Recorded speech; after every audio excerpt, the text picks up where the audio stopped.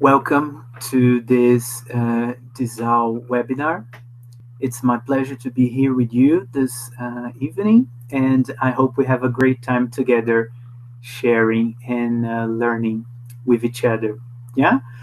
Well, we're here today to talk about online communities of practice, promoting professional development, and fostering accountability. Yeah, I'm Felipe Emerick. I'm going to talk a little bit more about me in a minute.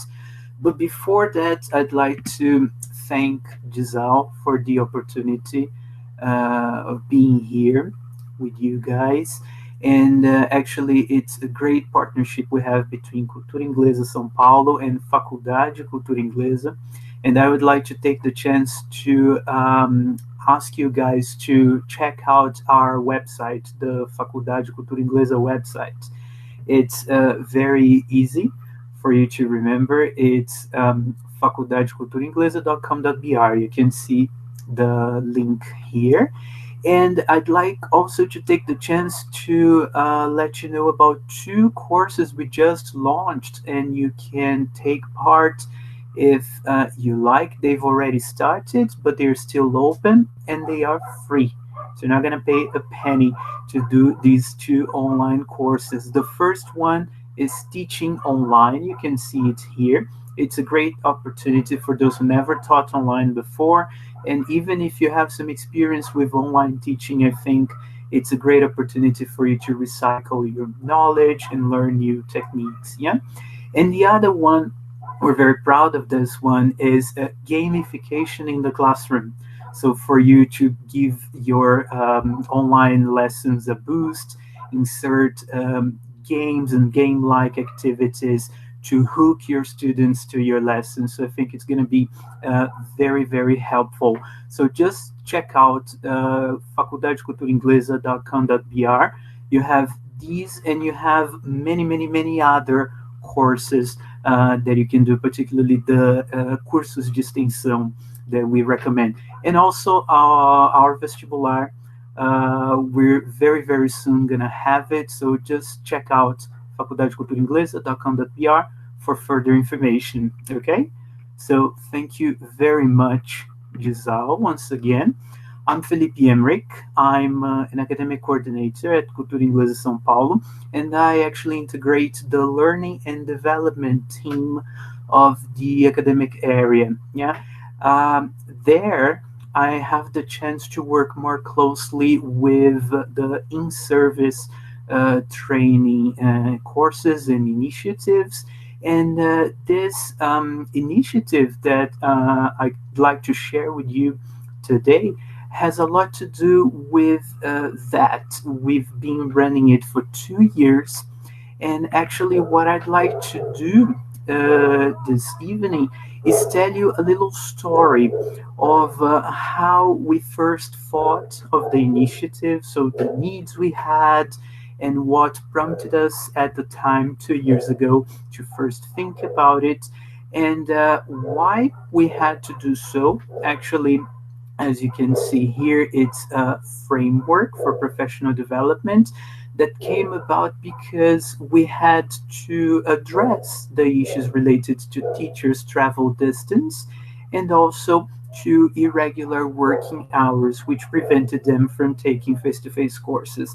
We are a very large institution, and due to these two constraints, engagement when it comes to teacher development, to courses, and CPD, continuous professional development initiatives, engagement was not very high, and accountability was not very high either. Yeah, so we took a moment to look at the current situation at the time, and then designed this framework that I'd like to share with you. So as I said, I'll be telling you the story of how it came about. I'll walk you through the theory lying behind it, the phases, some results, and things that we implemented over these 2 years, with a particular focus on what's been good, what's proved effective, and how this new framework has impacted on our teacher engagement and accountability. Okay, so this is our roadmap. We're going to start off from the need, then talk a little bit about the theory behind this initiative, the framework, and then the results and changes over time. All right, so ready to go? I'd like to start by sharing with you this quote by Professor Darling Hammond, which I particularly like very much. So she says that teachers learn best by studying, doing, and reflecting, by collaborating with other teachers, by looking closely at students and their work, and also by sharing what they see. We're gonna go back to this at the end, guys, and it's gonna make more sense. But basically, what Professor Linda says here, Professor Darling Hammond, is that teachers have to actually do. They learn best by doing rather than being told what to do. You know, so being and taking an active role in their own learning. So to start off, the needs. Yeah, I think it's important that I tell you we have here the chat, and please feel free to add your comments or ask questions. I'll be constantly checking the chat. And maybe what we can do is at the end, we have these 4 steps here in the roadmap. So at the end of each one, we can have a pause for comments, questions. So feel free to interact during the presentation. Okay. So first of all, the needs. This was what our INSET program, so our in-service training and development program looked like at the time 2 years ago. So we basically had face-to-face training sessions. Yeah, we had these sessions aimed at looking at institutional needs, and it only happened in between terms. So basically in late January and early February and in July. Yeah, there were a couple of issues here. So of course it worked very well for many years, but more recently, lately, we started noticing that because it was face to face, like there was this issue of long travel hours for some members, for some teachers, and it was, of course, for this reason, less frequent, only twice a year.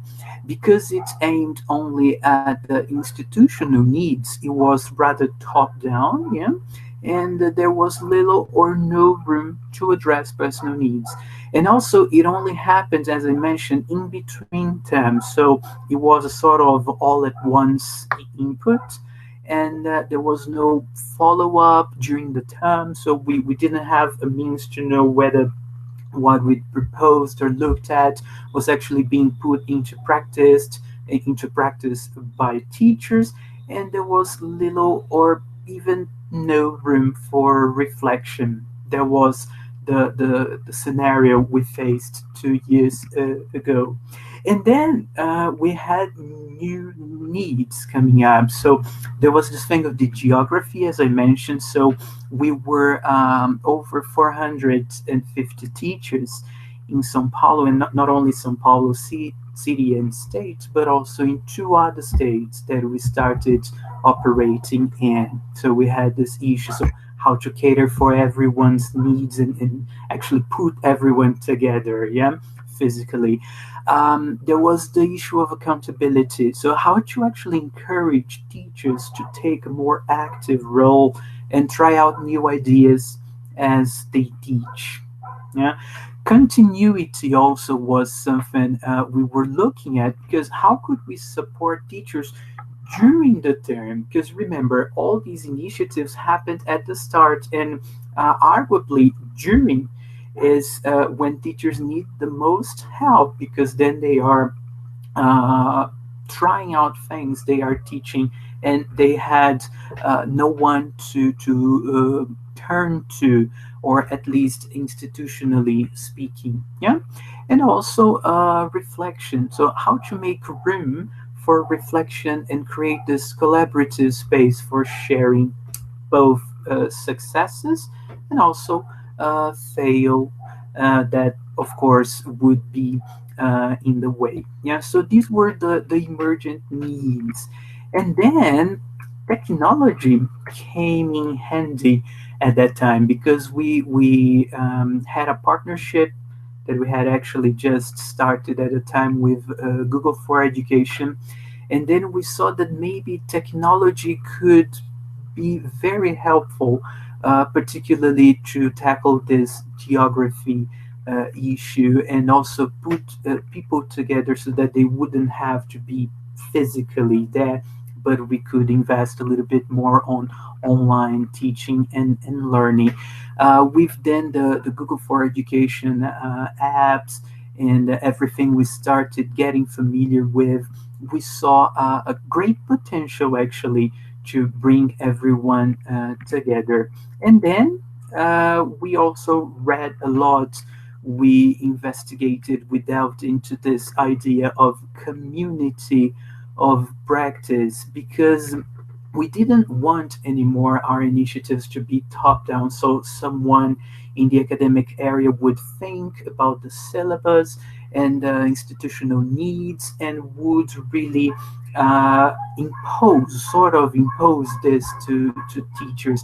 Maybe we started thinking that maybe we could give our teachers, of course, a voice and ask what they would like to look at, and maybe different groups with different needs. Yeah, and this idea of community of practice again came in handy because it was pretty much what we needed. So basically, in short, of course, Rosenberg defines communities of practice as a group of people, and she says it's very helpful because it provides the opportunities for people with similar interests and needs, whatever they are, to work with and learn from each other. That was pretty much what we needed at the time.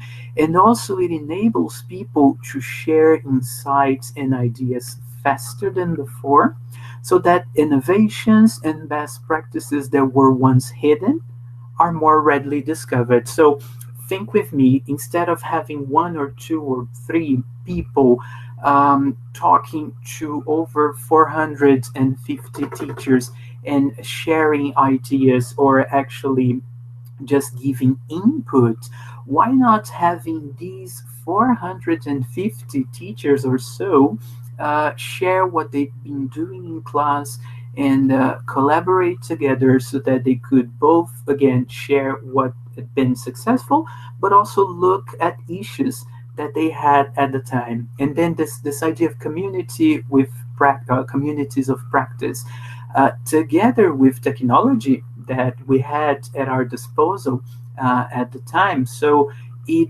really created everything we need, all conditions, provided all conditions we needed to revamp our in-service program and make it a bit more collaborative, and hopefully teachers would be held more accountable for it, and also there would be more engagement. So apparently it was all we needed at the time. Yeah.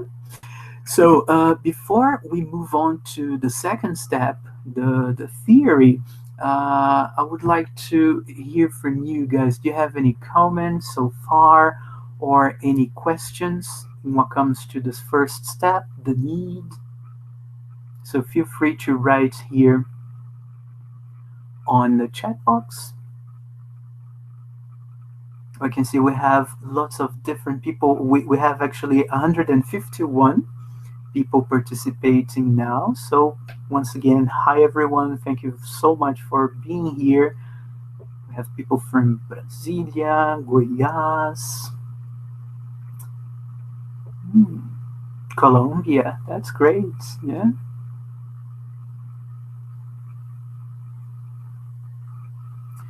Right. As I said, guys, if you have questions or comments you would like to make, feel free to post here, okay? I don't think we have any questions about this first step. So someone is asking if this webinar is being recorded, and the answer is yes, it is, and will be available on Disal's channels like YouTube very, very soon, right? So I'll do the following. I'll just keep going. I'll move on to the second step here. And again, feel free to comment, ask questions, okay? So after looking at this thing of communities of practice and the whole technological apparatus we needed, we actually needed something more. We needed the foundations. Yeah, we needed the theory that would make this new project or this new program possible. And then Richardson and Maggioli helped us here. So we looked at the Inspire framework. Maybe it's familiar to many of you. And then this Inspire here, it's an acronym, yeah, and then each letter corresponds to one of these aspects here, these items. And it was very helpful because it is exactly what we were looking for. It allows for collaboration. It allows for something that is much more bottom up rather than top down that we had at the time. And it allows for each and every individual within this community of practice to learn at their own pace. So I'd like very quickly to go over each of the items here with you. So the Inspire framework. So basically what Richardson and Maggioli say is that to be successful, an in-service program has to have these 7 characteristics. So it has to be impactful, with a focus on teacher education that directly impacts on learners and learning. So actually, we are helping the teacher develop, of course, but the ultimate goal is not the teacher. The teacher is the means. The ultimate goal is always learning, the learning process, enhanced learning, and the learners, the students. Yeah, it's needs-based because it addresses real everyday issues that teachers face in their practice. So rather than, again, a group of people thinking or trying to find out what the issues that the teachers are facing are, we ask teachers, so what are the issues you face on a regular basis? They let us know, and they talk amongst themselves so that they can come up with solutions and alternatives. Yeah, but everything starts from the teachers. So it's actually not top down. Yeah. So it has to be sustained, so be prolonged enough so that teachers can act and reflect on their practice. So it can be, those kinds of one-off sessions, like one in February, the other in July, and then the third only next year, February again. It doesn't work much, or it doesn't, the results are not that effective because it has to be sustained. Teachers have to have the time to do things, to reflect on things, and it should be peer collaborative as well. That is, it should involve teachers in solving problems together by supporting each other. Again, when I see that someone in another state has the same problem or very similar problem that I have in my classroom with my teenage students, for instance, I automatically bond with this person. And why not me helping him and he helping me? And this creates this network of support that we didn't have before. Yeah. Also, it should be in practice because it allows for experimentation first and theory next, because what we had always done was look at the theory first and see what such and such scholars say about the issue, the topic, and then, if time allows, let's think of something hands-on, something more practical. So we just flipped it now. So let's start from experimentation, and then let's look for the theory to back it up, or maybe to guide us and lead the way. So maybe that's not the right way, but because we've tried first, so it hasn't worked, so let's try something different. Also, it should be reflective in the sense that it offers the time and means for teachers to reflect on action. So they are already taking action and then they reflect on action as they are doing things. They reflect on action and they reflect in action because they are doing, they are in action, but they are reflecting on the actions they're taking. And this made a lot of sense to us because maybe lots of things we had been trying, these things weren't really working because teachers didn't have much of a chance to actually experiment with new ideas, new techniques, report to us or report back to peers and try something else, and you see, get suggestions, ideas. And here, if we focus a lot, or if we make room for people, for teachers to actually reflect on what they're doing, rather than only try out things or do as they're told to. So this reflection will not only generate better results, lead to better results over time, but it will also help the teacher himself or herself develop over time and be more accountable for their own development. Yeah, so it really made a lot of sense to us. And really connected to this is the fact that it should be evaluated. So it should help evaluate the impact of teacher actions in class and adjust as needed. Remember, the ultimate goal is our learners, our students.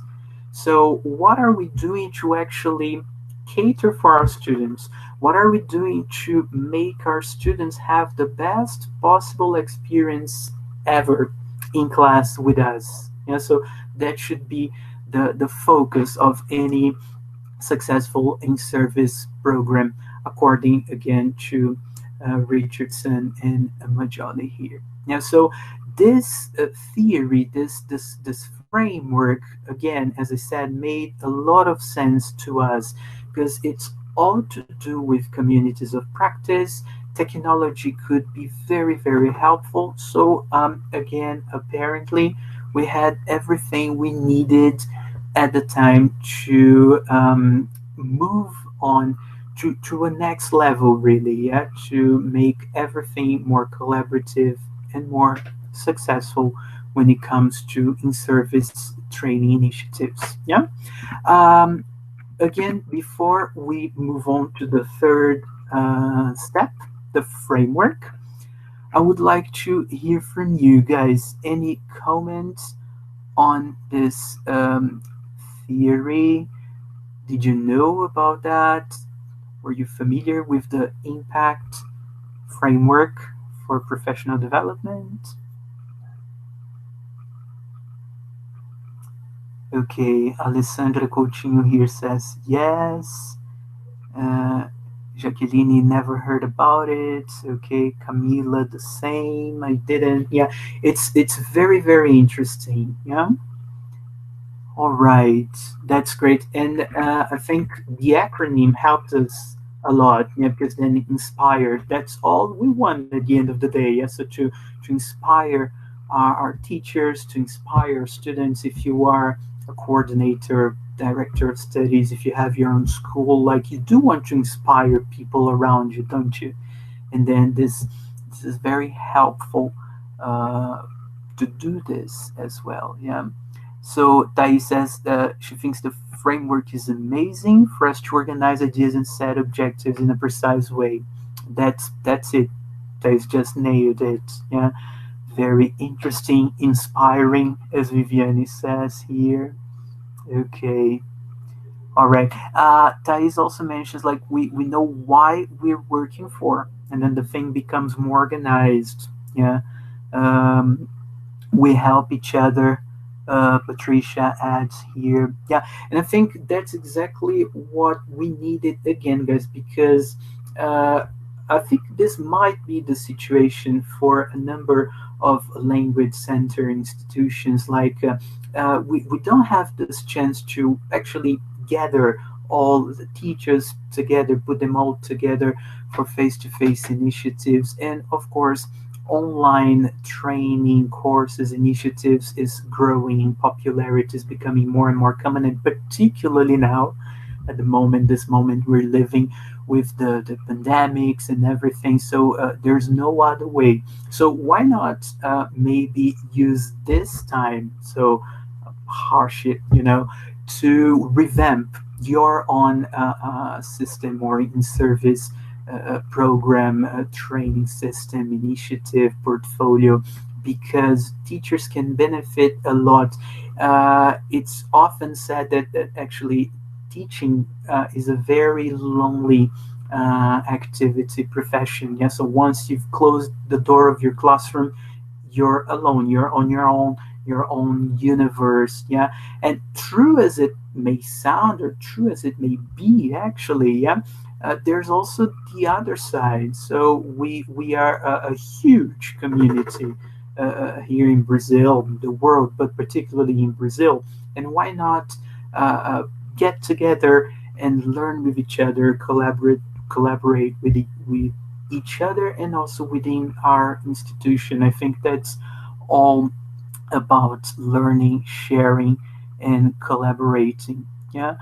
Isabel says that being peer collaborative is extremely important, as we can work with other teachers to solve problems that concern all of us. Yeah, and then again, lots of the things we face in our classrooms with our students, may be a large group or one to one, it is the same or very, very similar to what other people face and experience, maybe across the globe, but maybe very close to us as well, or within our own institution. Yeah, it could be the case. All right, thank you so very much for your contributions here, guys. Let's then move on, and I'll be checking the comments, and if you have any questions, again, feel free to ask them. What I would like to do now is move on to the third step, the framework, and make it a bit more detailed to you. So okay, we have this theory, kind of this background theory that laid the foundations for our initiative, but how about the details, how to operationalize everything? And so I'll be sharing with you starting now. So having the theory in mind, we thought of the main components of this new in-service program initiative. We still didn't have a name at that time, yeah.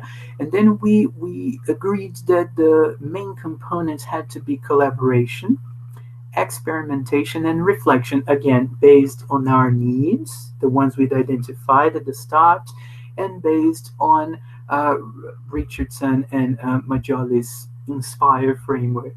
Yeah, so collaboration, so that participants could collaborate online. This was very important because remember, we had this issue of not being able to put everyone together anymore. So online, and we had the tech tools that we needed to establish this online community.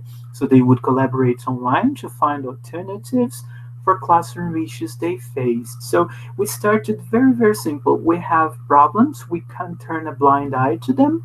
So let's face them, let's talk about them, and let's try to find alternatives to these problems. If not solutions, at least alternatives or ways to deal with them. Yeah.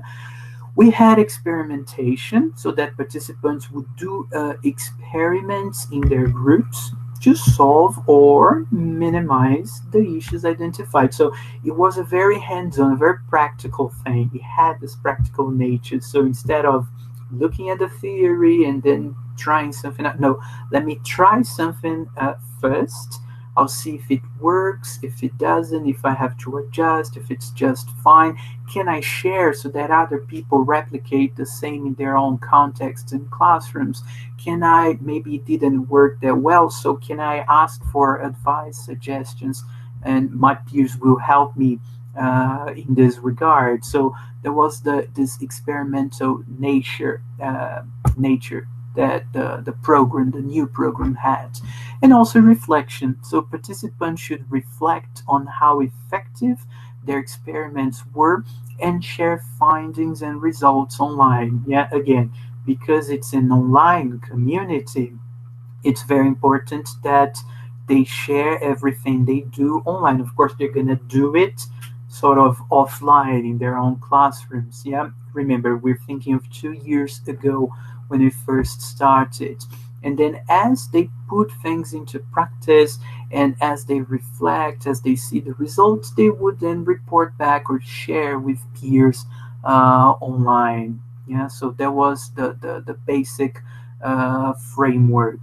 Of course, there were a lot of details to think about. We were rather unsure if this would work or not, if people would buy into the idea or not, because remember, it was completely new at the time. We had never done anything similar. We had never offered any blended, let alone 100% online, just like this one initiative. It was really new, and we had never asked teachers for their voice, their opinion, what they think. So we hadn't asked them to share in this open forum with everyone having the chance to participate. So is it going to work or not? But apparently it made sense on paper. Yeah.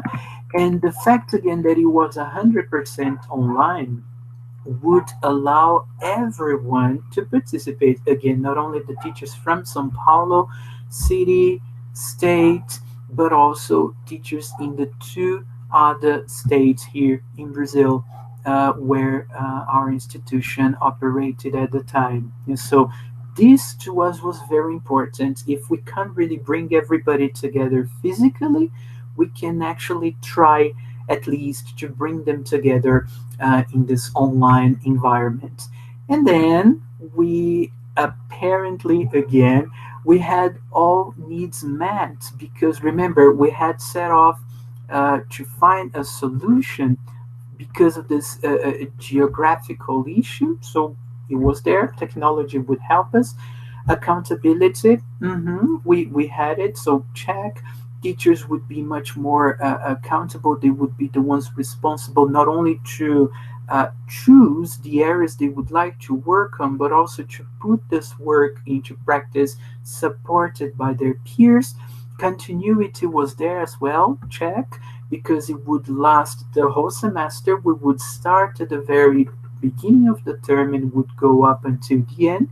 And there would be plenty of room for reflection and revisitation of the same plan of action, and again, getting feedback from peers. And I think what's interesting also is that there isn't anyone supervising you.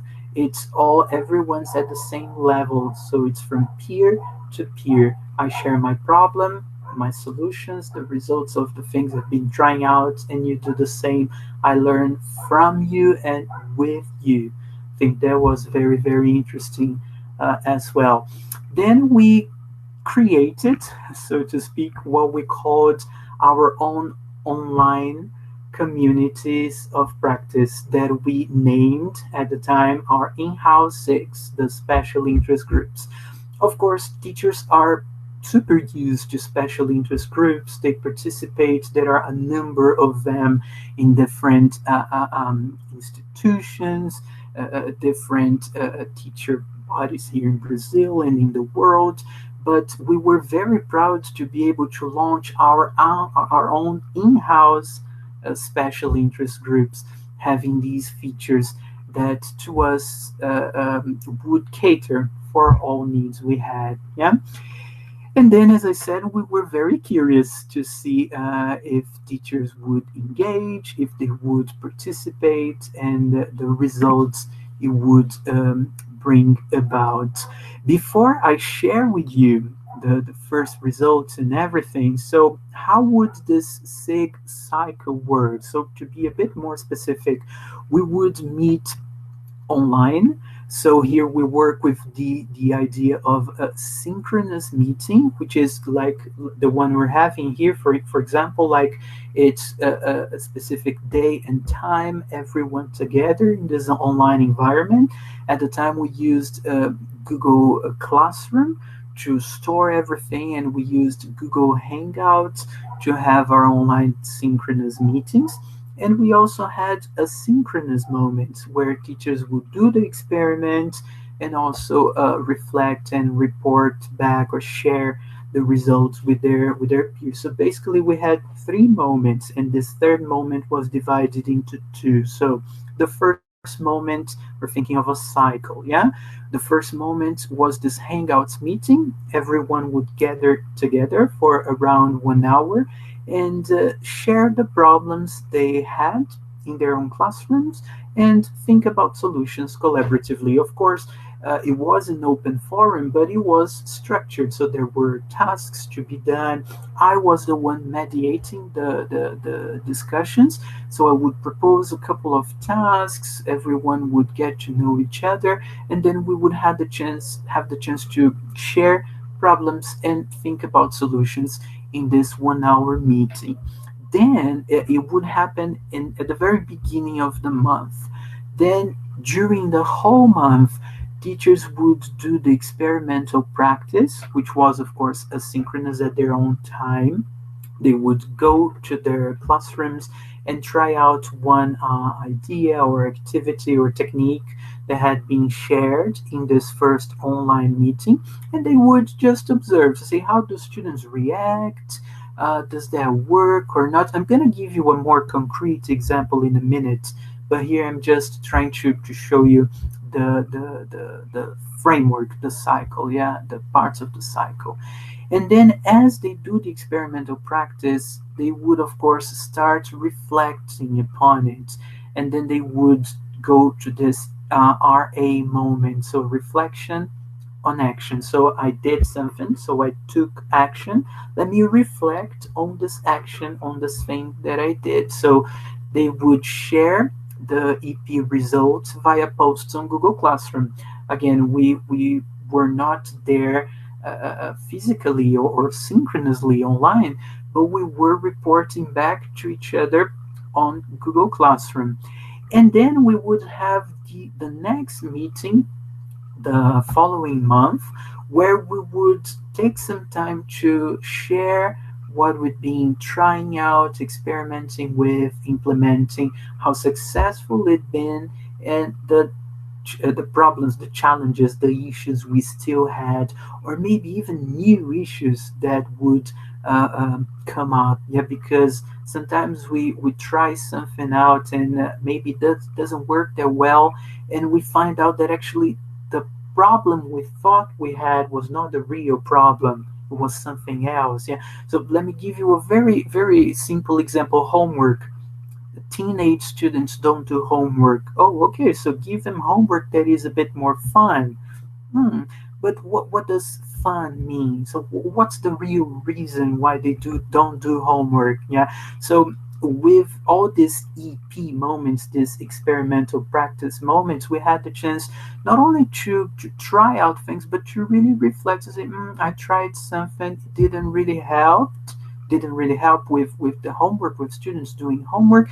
So maybe this is not the real point. Maybe they don't do homework not because they don't like it or they don't want it, but because there's something a bit deeper that I have to investigate. And that was a beautiful moment, guys, because we started really reflecting a lot on our own practice and challenging our beliefs. Because teenagers are laid back. They that's who they are. They won't commit.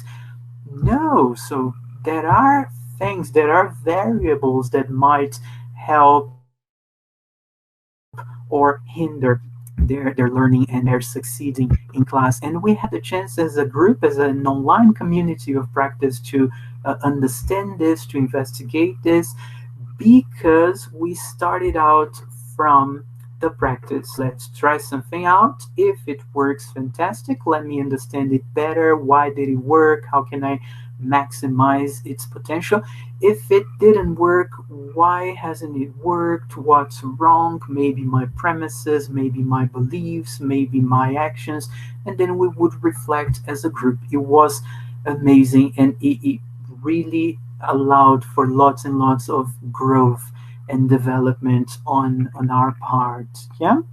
um going back to the Inspire framework, this cycle that I just shared combined with the framework again seemed very helpful because all elements here of the Inspire acronym seemed to be catered for with one of the elements of the six. Just to give you one example, sustained here, yeah, there was one of our major difficulties. So, how to make this last, how to keep everyone engaged and interested over time, over the 4 months of the term. Yeah, so groups go on for the whole term, and because they go on from, for example, March, April, May, June, it allows for continuous work. It's not something that I'll do in March and just ask about or try to go back to in August when a new term starts. No, it's continuous. So again, this Inspire framework and the cycle was really helpful to us at that time 2 years ago in our institution. All right. Um, just to wrap up this part, so basically everything we always looked for was here then. So we had collaboration, we had ongoing experimentation, we had room for reflection, actually plenty of room for reflection, and we had this support network that we always longed for. Yeah, and it was really, really quite successful at the beginning. Of course, teachers took time to understand what the initiative was about, what was required of them or expected of them. They took some time to understand there was no hidden agenda because some must have thought, oh, maybe they are testing us or something.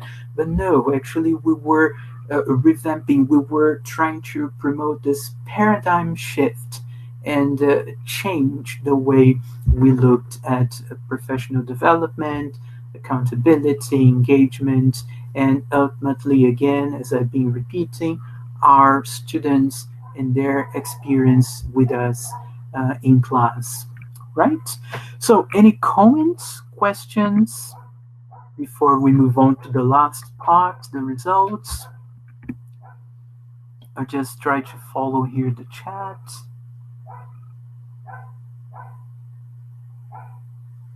Okay, I think Gisele asks if this material will be available. Yes, I'm gonna make the links available and everything so that you can have a look at your own time, of course. Yeah, very helpful. Someone says, who was that? Sorry, I can't read. My goodness, is it? Yeah, I can't read the name because there's something blocking here. I'm sorry. Yeah. Uh, Thanks a lot. Oh, my pleasure, Gisele. I'll make things available here at the end, okay? And Alessandra asks how to join in.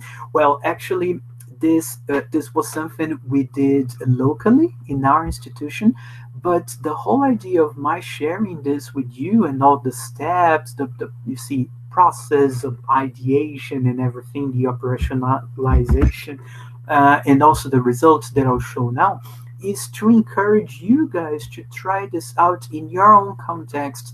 Maybe if you are a coordinator, again, as I said, director of studies, or if you have your own school, you could, of course, adapt this. You could delve a little bit into the theory. I'll share with you this bibliography at the end and try something similar to that, again, particularly now in the time, the moment we're living, it might come in really handy. Yeah. Danielle, if I'm not mistaken, asks the steps of the framework inspire just in the school that you work. Yes, we got to know about that in 2018 because it's something that Richardson and Maggioli put together and presented to the public in 2018, and then we started immediately using this to again lay the foundations for our work. Yeah. All right. Let's do the following, guys. I want to share with you the results because then what happened? I'm showing you, of course, the bright side of everything from the start, but there were problems. There were lots of things we hadn't thought about, we couldn't really anticipate at the time. And actually, we had four phases, each phase corresponding to a semester. So, two 2018, one and two 19, and now one 2020. And I'd like to very, very quickly share with you the major results for each of these four steps and what we changed from one term to another. Again, trying to follow through what the survey results and what our teachers had been telling us and the new needs that, of course, things always change. So we had emergent needs, new needs all the time. Yeah, so the results, step four. Some initial figures, so talking again about 2018. Yeah, so we had four groups, four SIG groups, four different topics. We started looking at like how to practice grammar with my students in a fun, meaningful, relevant way, how to practice listening and reading. So different topics, because this was what our teachers had shown us they needed some sort of help with.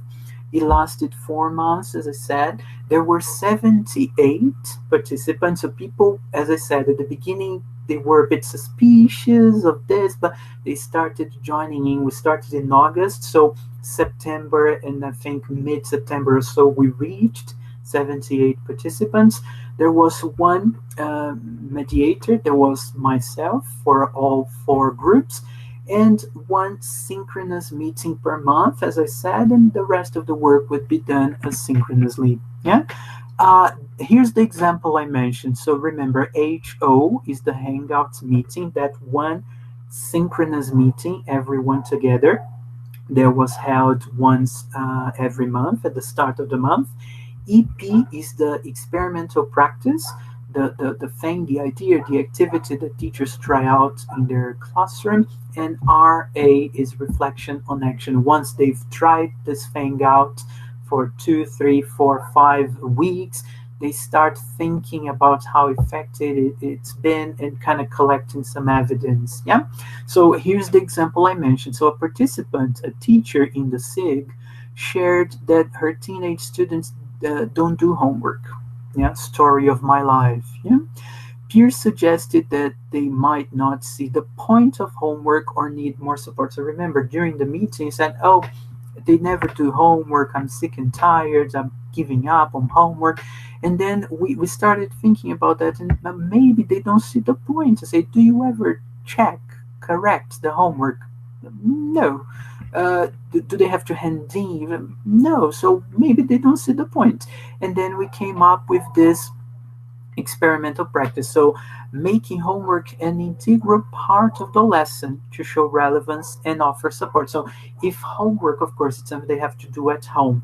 But if the following lesson, I go back to that exercise, for example, at the start of the lesson, not that I will correct, simply check the answers, but I will actually use that exercise as a springboard to my lesson. So they really must have done if they haven't done the exercise, we can't move on. So we will take some time there to do it in one lesson, or maybe the other lesson I'm going to transform that, adapt that, and do the homework correction in a game like activity or something like that. But then somehow the homework exercise, or at least one homework exercise, has to be part of my next lesson. And then it was an idea that came there during the meeting from one of the teachers who were participating. And then she said, makes sense, I'm going to try it.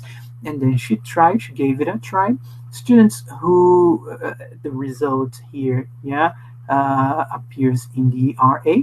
But the point was, students who haven't done homework, they should be given time and support to complete it in class, again, as part of a game or as in a different way. Students who had done the homework, they would be given an extra task, a different task, something maybe more fun to do, so that you could also play with this sort of positive reinforcement. So if you do your homework, you're gonna do something that is a bit more fun as part of the lesson. That was the way that this particular teacher tried that out. Yeah.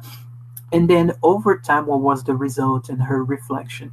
Over time, quite some students formed the habit of doing homework. Of course, when I say over time here, it's not overnight. Yeah, it took the whole semester. Yeah, for this process to start to consolidate. Yeah, so they sort of formed the habit of doing homework because they saw the point, because it was used and not only checked in class. Yeah, to say peers.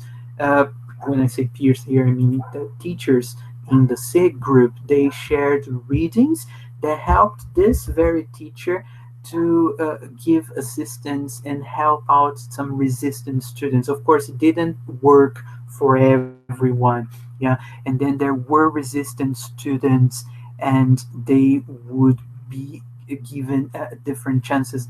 She tried something different, but again, from feedback she got from peers, readings and different things she could try out. So that's just an example of how, again, over time, it promoted reflection, but this reflection came from action, from something concrete that the teachers would do in their classes. Yeah. So the survey results for this first part, 78% said that it should continue to be 100% online. 85% said that the SIG should continue having this experimental nature because it's very practical, very hands-on. And 61% said that there should be some sort of theory because, again, it was very practical, but sometimes we didn't have the time to actually go back and look into the theory. So in the second phase, we implemented this, and we actually noticed that there was a focus missing because each participant in the SIG, out of these 78, they would try whatever they wanted. But why not have different focus areas? And that's what we did for the second stage. So actually in phases 2 and 3, we sort of adapted, we twisted a little bit the framework so that we would follow the phases of the student, the learner journey during the semester. So at the start, what learners need, what our students need is to create this cohesion, this sense of belonging.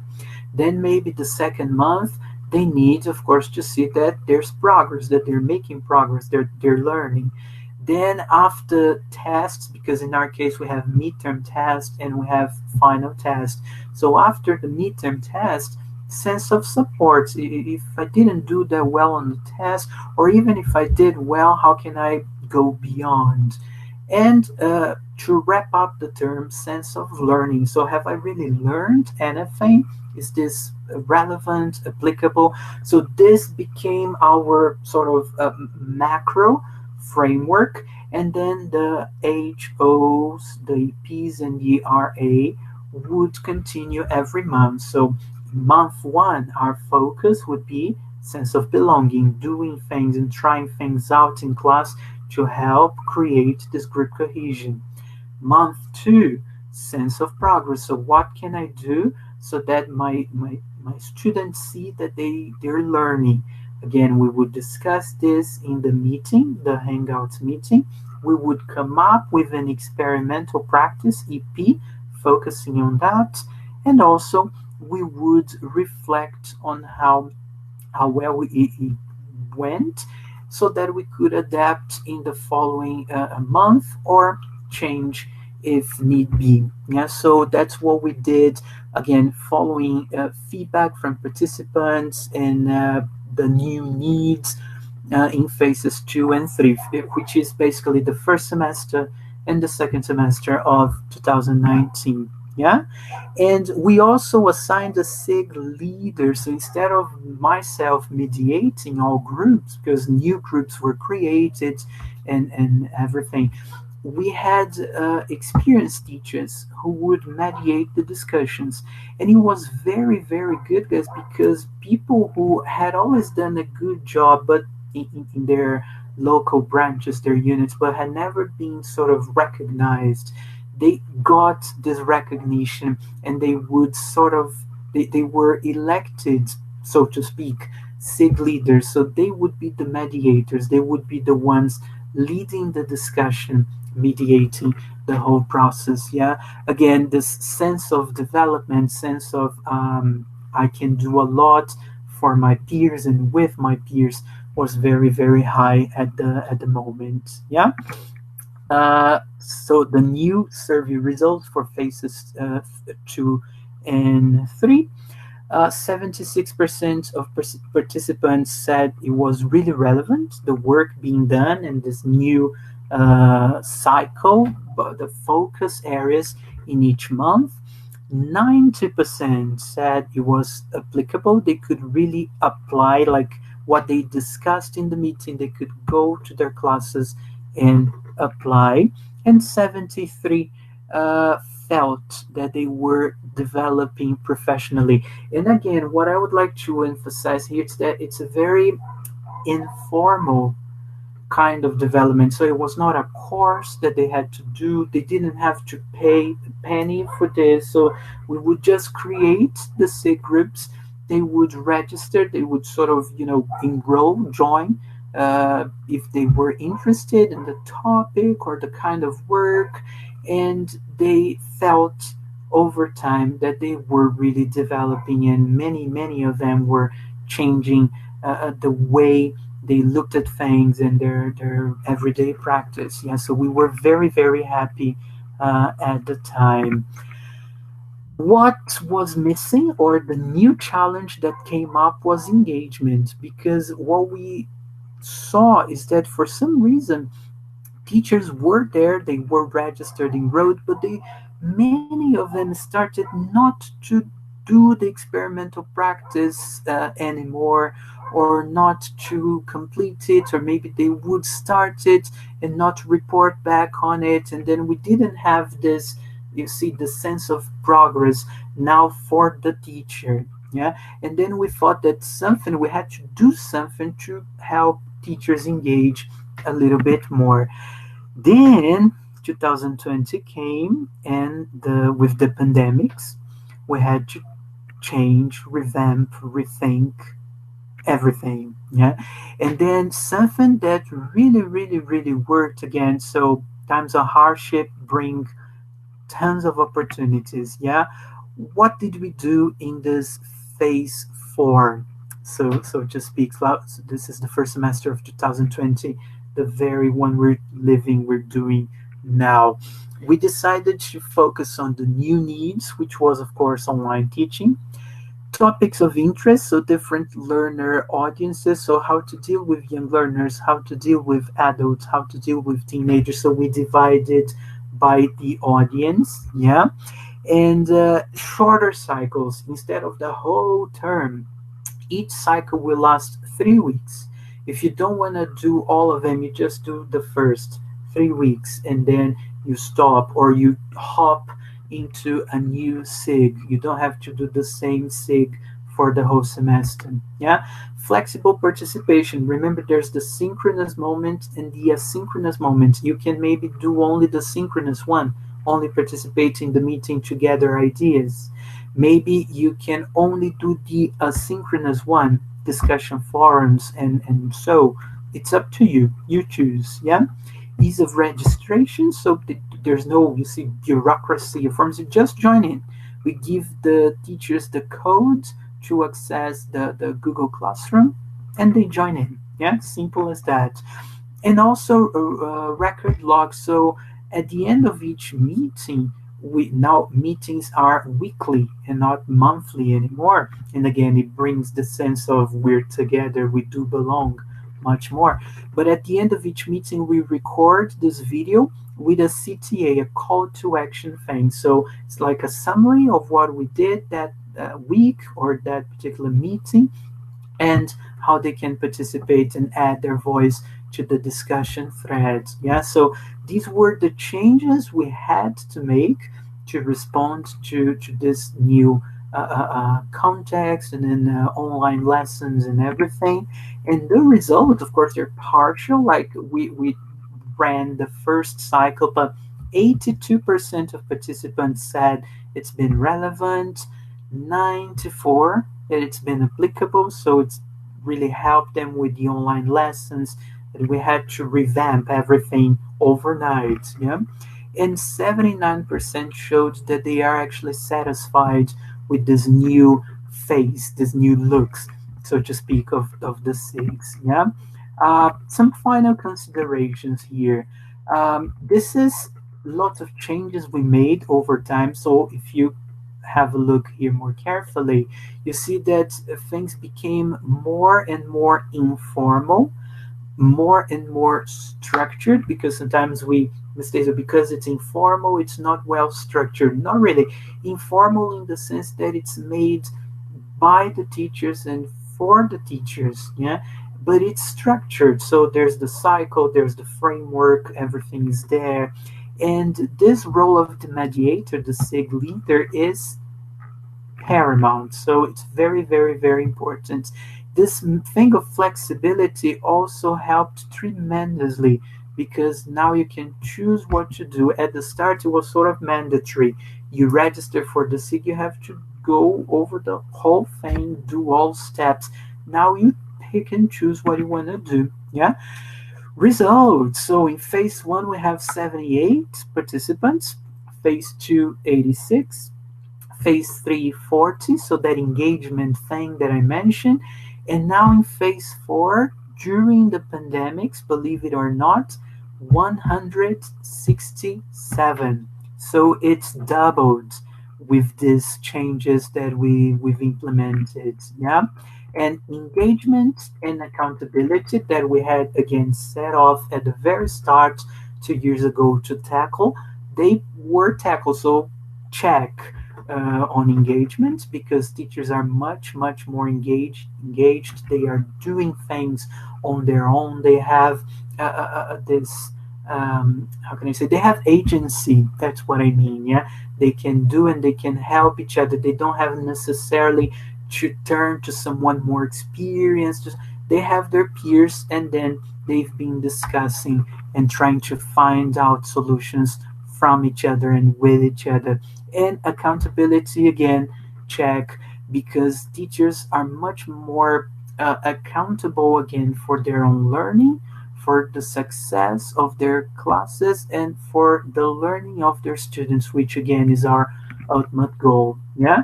Just to really wrap up here, guys, I'd like to mention Richards when he says that effective in-service programs, they should allow teachers to move beyond the level of automatic or routinized responses to classroom situations. So I've always done like this, so just reproduce, and achieve a higher level of awareness of how they teach, the kinds of decisions they make as they teach, and the value and consequences of a particular instructional decision that they have made. So again, it's agency, it's accountability, it's engagement. Yeah.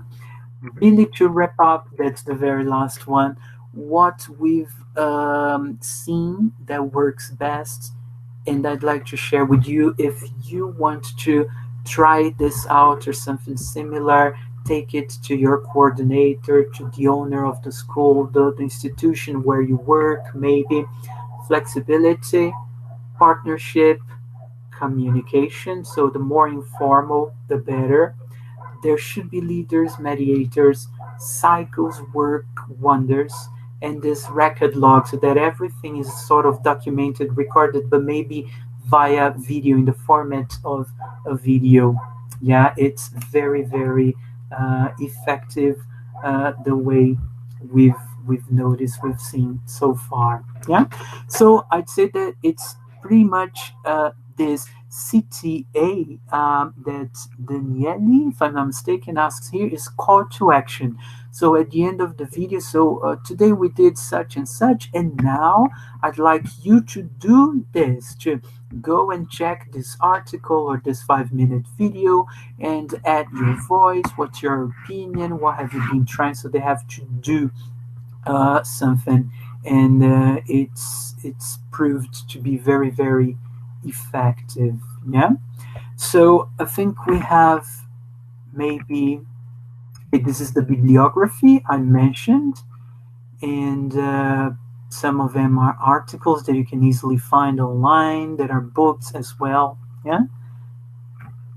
So I'd just like to pick on Luciene's question here. So how can we have students engage in our classes once they also participate in their own community of practices, mainly by playing online games and eventually by learning English from this kind of practice, interacting with other games? Let's say in informal way. Okay, that's a very, very good question, like $1 million question actually. Yeah. And I think it all lies in understanding their needs and what they want. So maybe asking the student what they would like to do or to know, or even us teachers having a look at the perspective, the perception of from the learner, of the learner. Yeah. Again, I mentioned here the Faculdade de Cultura Inglesa website, because maybe that very course I mentioned at the beginning, gamification in the classroom, can be very helpful. So how can we make our classes a bit more fun, a bit more entertaining, but of course at the same time, and this is the focus, they'll learn English as they do that, as they have fun, and also um, practice or use for real the English they're learning. Yeah. Guys, I'd like to thank you so very much. So this is my email. Feel free to contact me anytime. And I do hope that sharing this little story, these 4 steps, encourages you to participate and more actively in your own development, professional development, and that of your community, the community where you act. Okay? Feel free, as I said, to write to me. Just drop me a line and we can also exchange a few other ideas. And I'd like to hear from you if you try things that I mentioned here out, or if you've been doing something in this realm, just share with me, because it's going to be very good for my own development, and we can exchange ideas and develop together, right? Once again, thank you very much, Disal. On behalf of Cultura Inglesa and Faculdade Cultura Inglesa, I'd like to thank you guys for the opportunity and thank everyone who's participated today. So, see you. Take care.